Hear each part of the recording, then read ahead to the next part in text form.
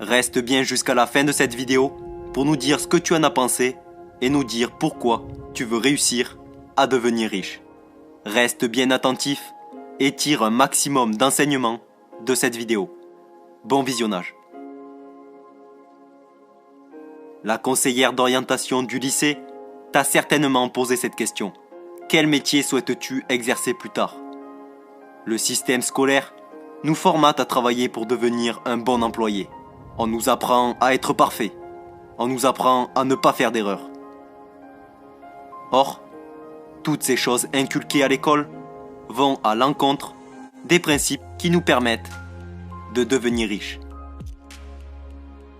Car pour devenir riche, il est important, voire indispensable, de faire des erreurs.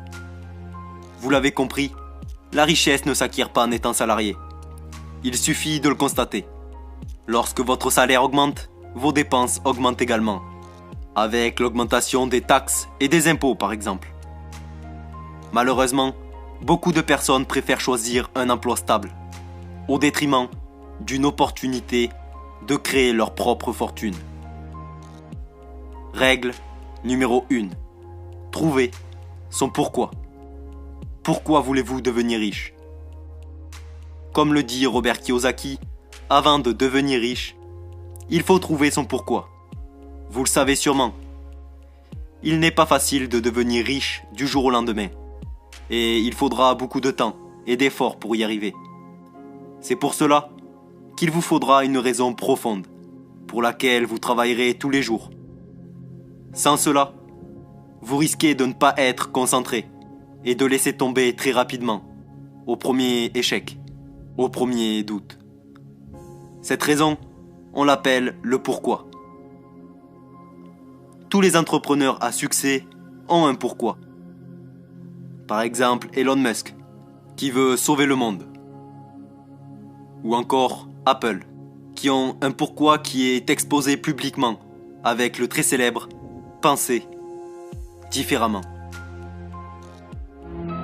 Là où certains ne voient que folie, nous voyons du génie. Car seuls ceux qui sont assez fous pour penser qu'ils peuvent changer le monde y parviennent.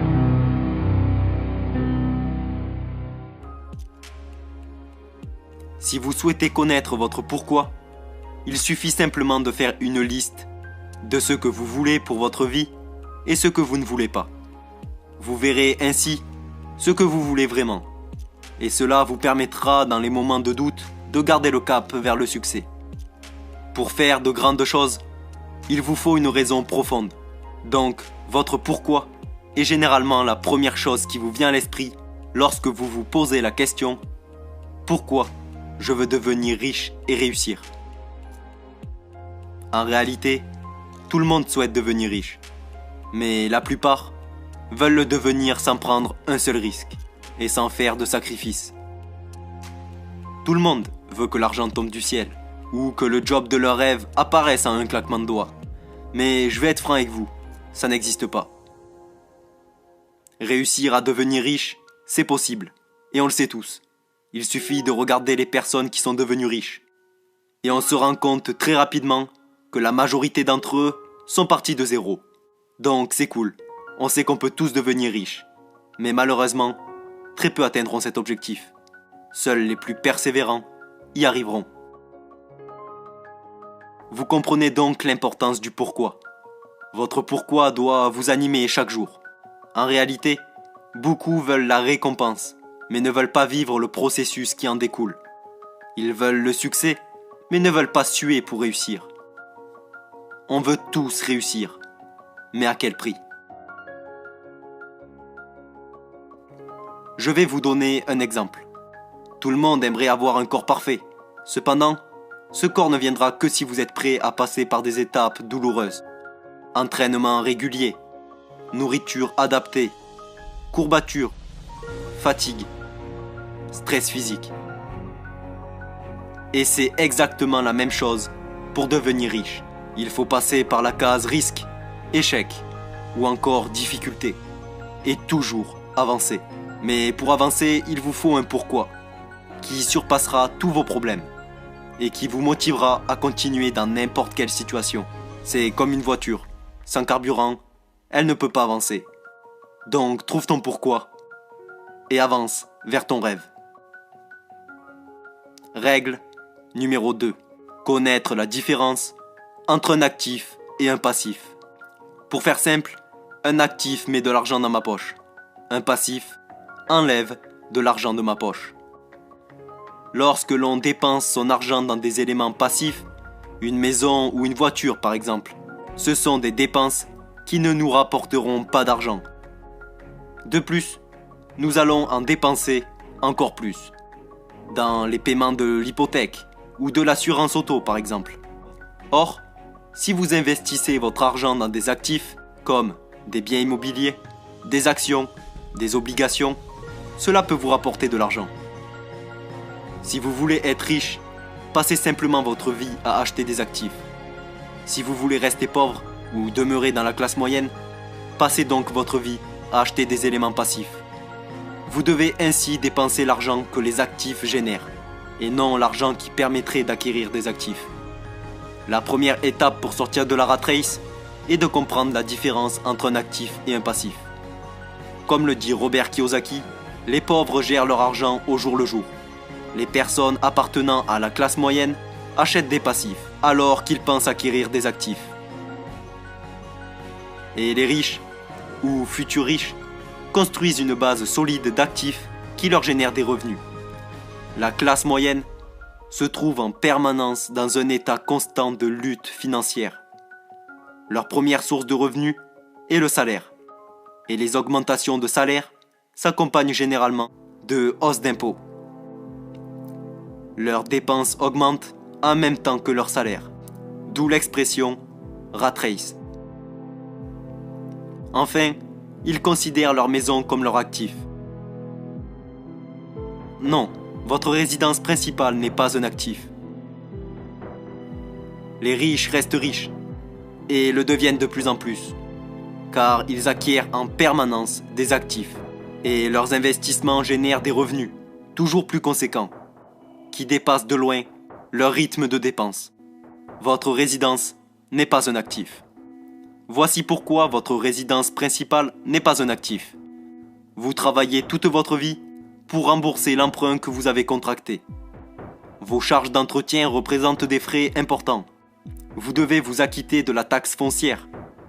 Votre résidence principale peut se déprécier si le marché de l'immobilier chute ou si vous achetez en haut de cycle. Plutôt que d'avoir investi dans un actif qui vous rapporte de l'argent régulièrement, vous remboursez vos mensualités de crédit à la banque. Autrement dit, le véritable propriétaire de votre maison, c'est la banque. Si vous souhaitez réellement acquérir votre résidence principale, générez d'abord des revenus qui permettront de financer vos mensualités de crédit. Par exemple, un appartement que vous louez ou dont le loyer versé par le locataire vous permet de rembourser la mensualité du crédit contracté. Autre exemple, un business qui ne requiert pas votre présence, mais dont vous êtes le principal actionnaire. En bref, si vous voulez devenir riche, apprenez à investir dans des actifs dans un premier temps, ce qui vous permettra de payer vos passifs dans un second temps. Tu peux gagner 10 000 € par mois et être fauché si tu n'as aucune éducation financière. L'important n'est pas de gagner beaucoup d'argent, mais de savoir gérer son argent et ensuite d'essayer d'en gagner plus. Règle numéro 3. Ne travaillez pas pour l'argent. Faites en sorte que l'argent travaille pour vous. Ce conseil est le plus important pour comprendre comment devenir riche et comprendre les différentes situations financières qui existent. Donc soyez bien attentifs jusqu'au bout. Selon Robert Kiyosaki, trop souvent la peur réfléchit à notre place. La peur de manquer d'argent. Celle-ci nous pousse à chercher la sécurité, un emploi sûr. Avec cet emploi, on est certain d'avoir un salaire qui tombe chaque fin de mois. Un salaire que l'on attend avec impatience. On devient alors esclave de cet argent. Or, on ne doit pas se laisser dominer par cette peur, et au contraire, prendre le contrôle de cet argent. Faites travailler l'argent pour vous. Travaillez pour acquérir des connaissances et construisez un système qui ne vous demandera pas d'efforts pour engendrer de l'argent. Il y a une différence entre ceux qui travaillent pour l'argent et ceux qui font travailler l'argent pour eux. Pour Robert Kiyosaki, il y a 4 catégories de personnes. Les employés, les travailleurs indépendants, les chefs d'entreprise et les investisseurs.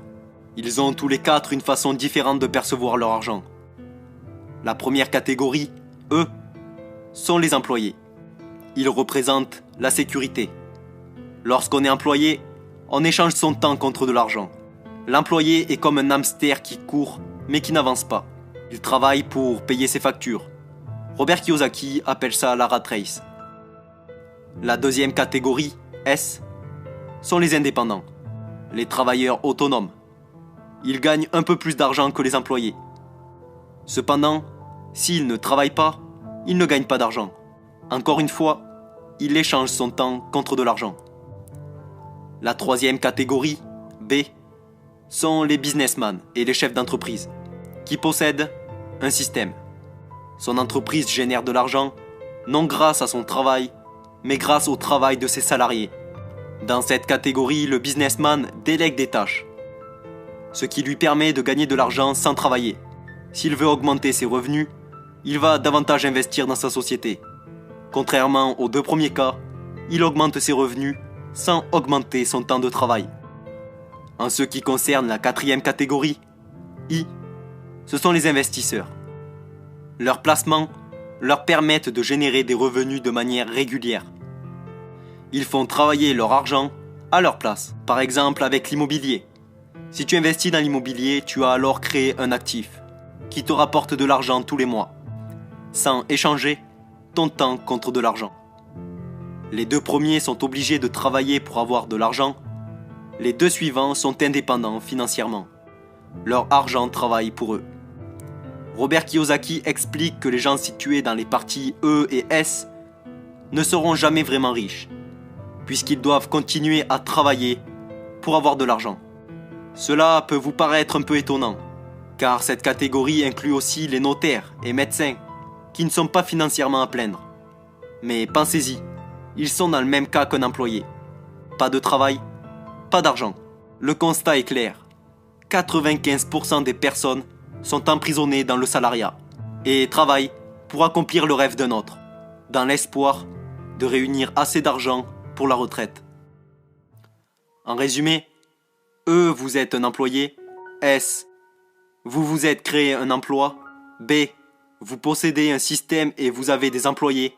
I, l'argent est à votre service. Les actifs doivent vous créer un revenu. Et vos revenus doivent financer vos dépenses et vos passifs. Pour devenir riche, il faut acheter des actifs, et non plus des passifs. Pratiquement la totalité d'entre nous se situe dans les 2 premières situations. E, les employés, et S, les indépendants, dans lesquels on échange son temps contre de l'argent. Et ce n'est pas une fatalité. Le but est de comprendre ce principe étudié par Robert Kiyosaki. Et ensuite, essayer de passer sur les 2 autres situations. La B qui est l'entrepreneur, ou c'est d'autres personnes qui travaillent pour toi, tu délègues ton travail, ou sinon la situation I, l'investisseur, où c'est l'argent qui travaille pour toi. C'est la situation idéale pour devenir riche. Donc si tu veux devenir riche et libre, c'est cette situation que tu dois viser. Pour résumer, nous avons vu 3 règles. Règle numéro 1, trouver son pourquoi. En effet, trouver son pourquoi est la première étape pour devenir riche. Si tu n'as pas un pourquoi assez solide, tu échoueras au premier problème que tu rencontreras. Alors trouve un pourquoi qui te motive chaque jour à te surpasser. Règle numéro 2.